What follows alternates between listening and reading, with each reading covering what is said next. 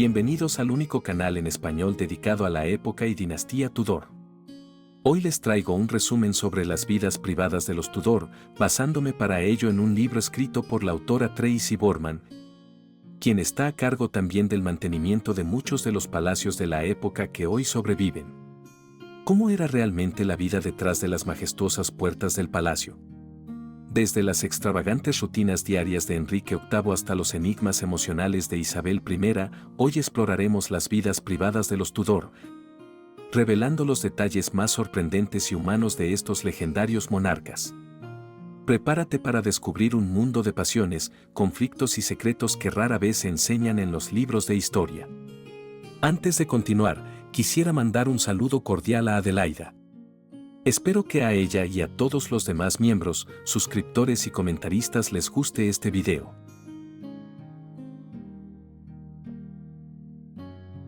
Los Tudor nunca estaban solos. Como monarcas, estaban constantemente rodeados por un ejército de asistentes, cortesanos, ministros y buscadores de puestos. Incluso en sus momentos más privados, estaban acompañados por un sirviente específicamente designado para esa tarea. Un palafrenero permanecía pacientemente a su lado mientras Enrique VIII realizaba sus purgas diarias, y cuando Isabel I se retiraba por la noche, una de sus sirvientas dormía al final de su cama. No es de extrañar que, al protestar su inocencia de cualquier delito sexual, Isabel protestara diciendo: No vivo en un rincón. 1000 ojos ven todo lo que hago.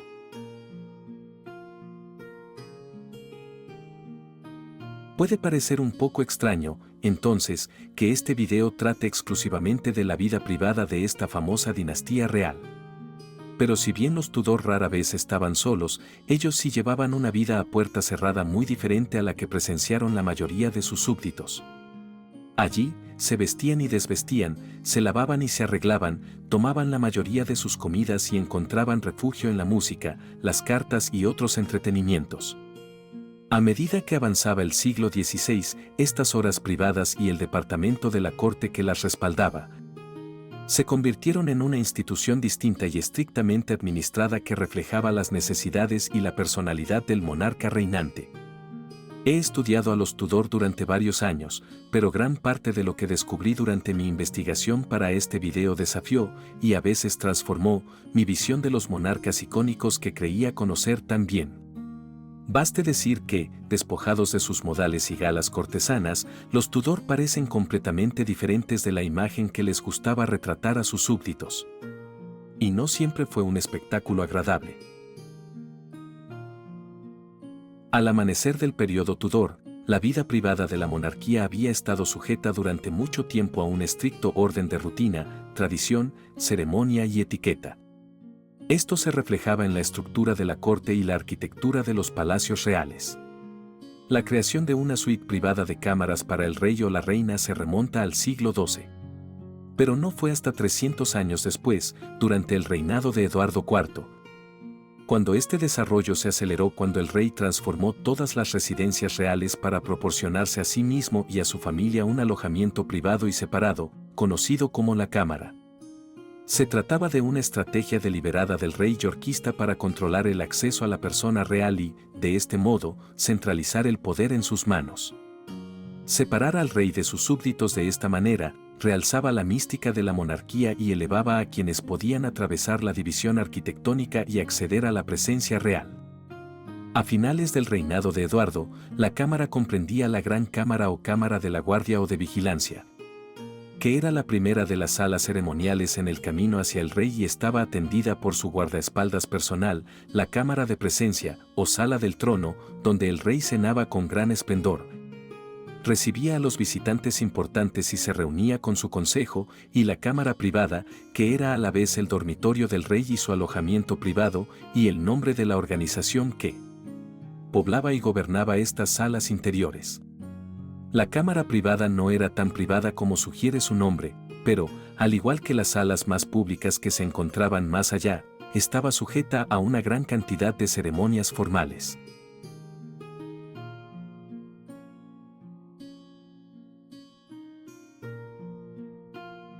El primer monarca Tudor, Enrique VII, estaba deseoso de enfatizar la continuidad de la sucesión real y, por lo tanto, su propio lugar dentro de ella.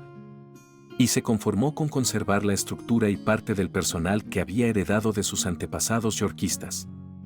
Aunque este rey era introvertido por naturaleza y prefería la compañía de unos pocos consejeros de confianza, Enrique apreciaba la necesidad de aparecer lo más posible en la corte pública. Durante los primeros años de su reinado, invirtió sumas considerables en los adornos de la monarquía, incluyendo encargar atuendos lujosos para él, su familia y sus asistentes, y construir o reconstruir palacios espléndidos, como Richmond y Greenwich. Pero a medida que avanzaba el reinado de Enrique y se preocupaba cada vez más por las amenazas de los pretendientes rivales, este monarca se retiraba cada vez más a la privacidad de sus aposentos en la corte. La amenaza del segundo pretendiente a su trono, de nombre Perkin Warbeck, a partir de 1494, llevó al rey a un aislamiento cada vez mayor. Ahora que pasaba más tiempo en la privacidad de su cámara secreta, Enrique VII se expandió a una serie de habitaciones más lujosas, donde se atendían todos sus caprichos privados. La primera de estas habitaciones era la propia cámara privada, normalmente un apartamento de tamaño mediano ricamente decorado con tapices, alfombras y una silla de la casa. Más allá había un pequeño complejo de cámaras interiores o alojamientos privados que variaban en tamaño y número en cada palacio. Incluían al menos un dormitorio con un guardarropa al frente, un baño, un salón, un vestuario, un armario u oratorio para las devociones privadas del rey y un estudio o biblioteca lleno de sus libros más preciados y usados. Las habitaciones solían estar revestidas con paneles de madera de lino, lo que las hacía más bien lúgubres y aumentaba la sensación de privacidad. Por lo general, estaban conectadas con las salas públicas de la corte mediante un pequeño pasillo o galería, y con los apartamentos de la reina mediante otra galería o escalera privada. Aquí, el rey y sus allegados podían caminar y hablar con confianza y comodidad, protegidos tanto de los elementos como del mundo público de la corte. Esta nueva estructura se mantuvo, con algunas mejoras, durante el resto del periodo Tudor. Además de hacer que el monarca fuera menos accesible, ritualizó sus apariciones en público. El resultado fue que sus cortesanos lucharon más ferozmente por la atención del monarca de lo que se habían visto obligados a hacerlo antes.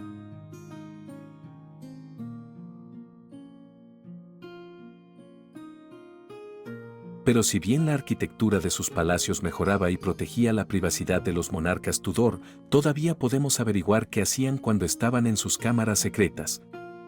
Gracias a los ricos y a menudo extraordinariamente detallados relatos que dejaron allí sus asistentes personales. Estos dejan en claro cuán grande era la divergencia entre el yo público y el yo privado del monarca. Tomemos como ejemplo a Enrique VII. Durante mucho tiempo sufrió la reputación de ser un rey adusto, avaro e infinitamente desconfiado. Pero el Enrique de puertas adentro era bastante diferente. Ciertamente era cuidadoso con el dinero, pero también sabía cómo gastarlo cuando la ocasión lo requería. Uno de sus primeros actos al convertirse en rey después de derrotar a Ricardo III en Bosworth en 1485 fue encargar un lujoso conjunto de ropa nueva. Durante los 2 años siguientes, gastó la asombrosa cantidad de 5.386 libras esterlinas, equivalentes a unos 3 millones de libras esterlinas hoy, en su guardarropa. Enrique VII era también mucho más desenfadado en la intimidad de sus aposentos que la imagen que daba a sus cortesanos. Sus cuentas domésticas revelan que le gustaba jugar a las cartas, aunque sufría regularmente grandes pérdidas, la más notable en junio de 1492. Cuando se vio obligado a saquear las arcas reales en busca de 40 libras, equivalentes a casi 20.000 libras actuales, para pagar a su acreedor. El rey también empleaba a un bufón llamado Patch, una tropa de juglares, laudistas, gaiteros, bailarines y un grupo de niños cantores. Aunque es su hijo, Enrique VIII, quien ha pasado a la historia como mujeriego, el primer rey Tudor podría haberle dado una paliza, en el mejor sentido de la palabra. Hay pruebas que sugieren que se acostó con su bella esposa, Isabel de York, antes de casarse. Aunque había comenzado como un matrimonio político, Enrique llegó a amar profundamente a su reina y buscaron consuelo en los brazos del otro tras la prematura muerte de su primogénito en 1502. Cuando la propia Isabel murió menos de un año después, Enrique se sumió en un dolor tan profundo que se retiró a sus aposentos privados durante varias semanas y sus cortesanos empezaron a temer que nunca volverían a verlo. El propio Enrique murió 6 años después, y su muerte se mantuvo tan en secreto que ni siquiera su hijo y heredero se enteró de ella durante 2 días completos.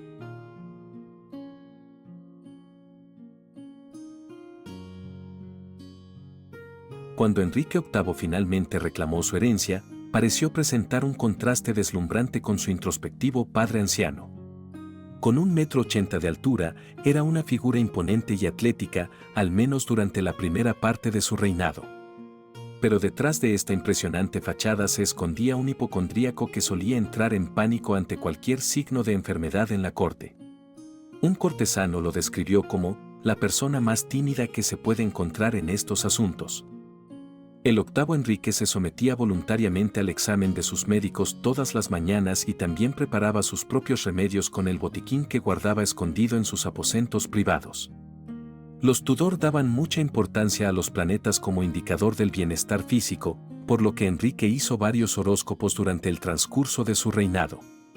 El más antiguo del que se tiene constancia parece sorprendentemente preciso, afirmaba que Enrique tendría un gran impulso sexual, un gran apetito y sería propenso a dolores de cabeza, sueños húmedos y estreñimiento.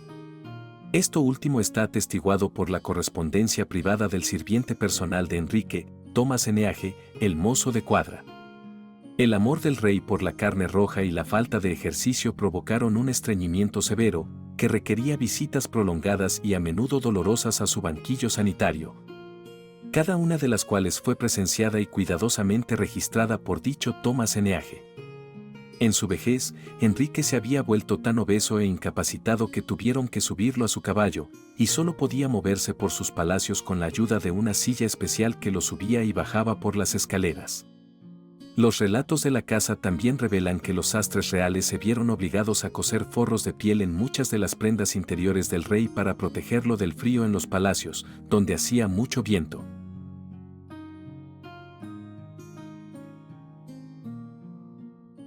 Enrique murió el 28 de enero de 1547 con solo un puñado de sus sirvientes personales a su lado.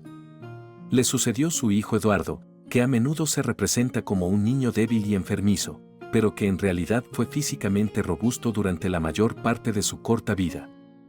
También era un ejemplar de la misma familia. En la privacidad de sus aposentos, este joven mimado y bastante malcriado siempre estaba haciendo rabietas. En una ocasión, destrozó un halcón vivo delante de su tutor horrorizado. Irónicamente, aunque Eduardo fue el único monarca Tudor que llevó un diario, este revela poco sobre su vida privada. Se trata, en cambio, de un relato muy sobrio de los acontecimientos de su reinado. La ejecución de uno de sus tíos favoritos más cercanos solo recibió la siguiente mención superficial. Al duque de Somerset le cortaron la cabeza en Tower Hill entre las 8 y las 9 de la mañana. Los pocos detalles que sobreviven sobre la vida de Eduardo a puertas cerradas ofrecen una visión tentadora del lujo del que disfrutaba. Sus libros escolares tenían tapas de oro con rubíes y otras piedras preciosas en relieve. Estaba rodeado de todo lo posible para su diversión, incluidas, y esto es lo más intrigante, algunas pequeñas herramientas de brujería. Al igual que su padre, Eduardo estaba fascinado por la astronomía. En octubre de 1552, un célebre astrónomo italiano, de nombre Cardano, visitó al joven rey y predijo que viviría mucho tiempo. Pero Eduardo murió 9 meses después.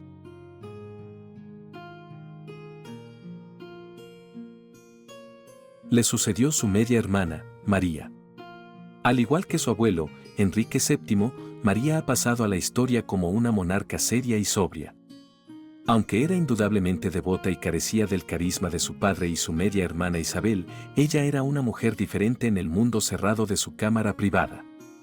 Una de las compañeras favoritas de María allí era su bufón, una mujer llamada Jane Full. A ella se unió otra bufona conocida como Lucrecia la Saltadora, que tenía impresionantes habilidades acrobáticas.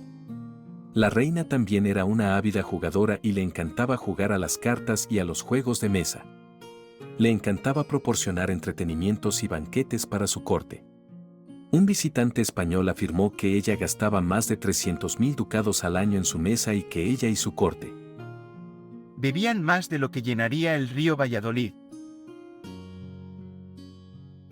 En ningún lugar fue más evidente el deseo de vivir de María que en su relación con su marido, Felipe de España.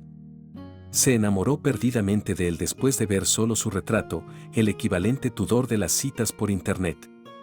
El propio Felipe estaba bastante menos enamorado y le confió a un asistente privado que su esposa no era buena desde el punto de vista de la sensualidad carnal.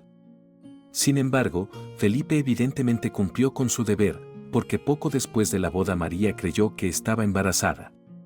Tenía todos los síntomas, incluidas náuseas por las mañanas y un vientre hinchado.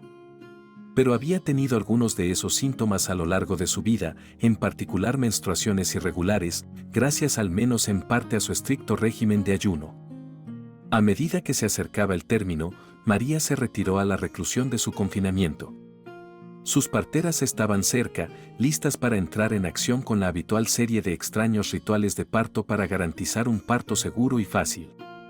Estos incluían prohibir a los presentes en la cámara de partos cruzar las piernas, atar la piel de un buey salvaje alrededor del muslo de una mujer y administrar varias pociones a la futura madre, como hígado de anguila en polvo, huevos de hormiga, cabello de virgen y leche de vaca roja, lo que sea que eso fuera.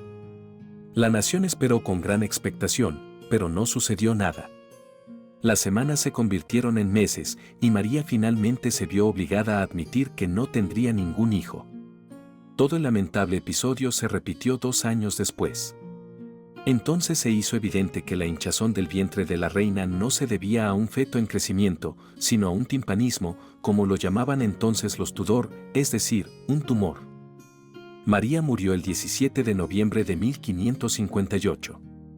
Su marido, Felipe, ya había abandonado el país. Cuando le comunicaron su muerte, dijo que sentía un arrepentimiento razonable.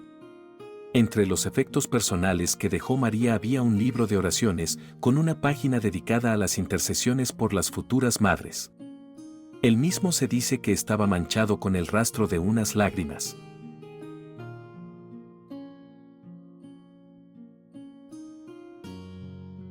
La glamorosa media hermana de María, Isabel, ascendió al trono en una ola de popularidad. Desde el principio, hubo un intenso interés en su vida privada porque era una mujer soltera, lo que la convertía en nada menos que un fenómeno de la naturaleza en la época de los Tudor. No es de extrañar, dada su turbulenta educación, que Isabel albergara un miedo privado al sexo y al parto, y una vez confesó que el matrimonio la aterrorizaba por razones que no revelaría ni a un alma gemela. Pero, ¿era Isabel realmente la reina virgen? Esta cuestión no solo fascina al público moderno, sino que fue motivo de intenso debate en su época. Hasta el punto de que los embajadores sobornaban a las lavanderas de Isabel para que informaran sobre el estado de las sábanas de su majestad.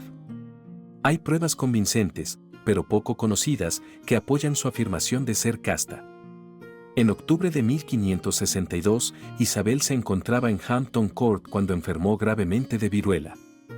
Su consejo estaba tan convencido de que moriría que convocó una reunión de emergencia para decidir quién sería su sucesor. La propia reina creía que se estaba muriendo y sintió la necesidad de confesar sus pecados. Insistió en que nunca había pasado nada indebido entre ella y su favorito más cercano, Robert Dudley. Y en esta época temerosa de Dios, cuando la gente pasaba la vida luchando por asegurarse un lugar en el cielo, es poco probable que Isabel arriesgara su salvación eterna diciendo una mentira. Isabel fue posiblemente la más vanidosa de las monarcas Tudor, y sus damas se vieron obligadas a pasar una cantidad desmesurada de tiempo vistiéndola, peinándola y maquillándola en la privacidad de los aposentos de la reina. El proceso llevaba una media de 2 horas por la mañana y 2 horas por la noche, pero este tiempo se hacía más largo a medida que envejecía y se requería aún más esfuerzo para mantener la llamada máscara de la juventud. El pelo ralo y gris de la reina se cubría con pelucas que hacían juego con los famosos mechones castaños de su juventud.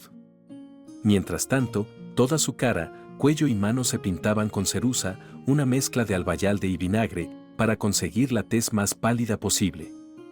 Es posible que esto también se utilizara para ocultar las marcas de viruela que Isabel contrajo en Hampton Court a principios de su reinado y que casi la mató.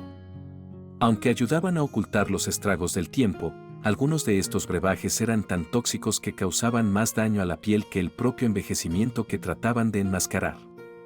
Solo los asistentes privados de la reina sabían lo que se escondía bajo ese rostro cuidadosamente construido, pero en una ocasión famosa, su impetuoso favorito, el conde de Essex, irrumpió en su dormitorio antes de que ella estuviera vestida.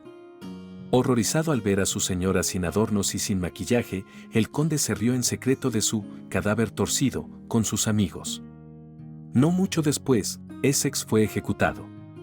Aunque fue por organizar una rebelión contra el régimen de Isabel, su tarjeta ya estaba bien marcada.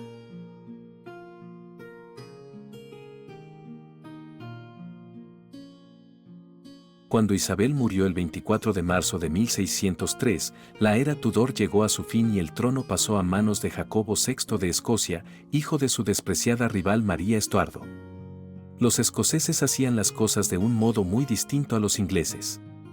Tenían poco respeto por las elaboradas ceremonias y el boato de la corte Tudor, y no se esforzaban tanto por separar su vida pública de la privada. Como resultado, pronto todo el mundo se enteró de las hazañas sexuales de Jacobo con sus favoritos masculinos, y sus juergas de borracho se representaban a la vista de toda la corte.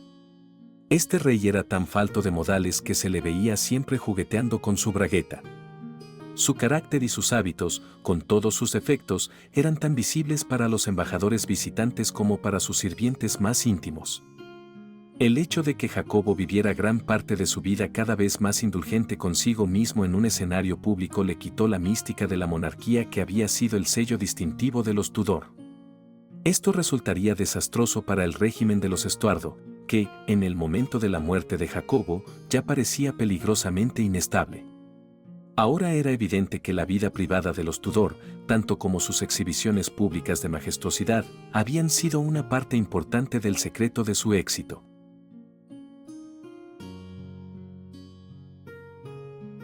¿Y ustedes qué creen? ¿Conocen de alguna otra costumbre privada curiosa sobre algún monarca Tudor que no se haya mencionado aquí? Háganme saber en la sección de comentarios.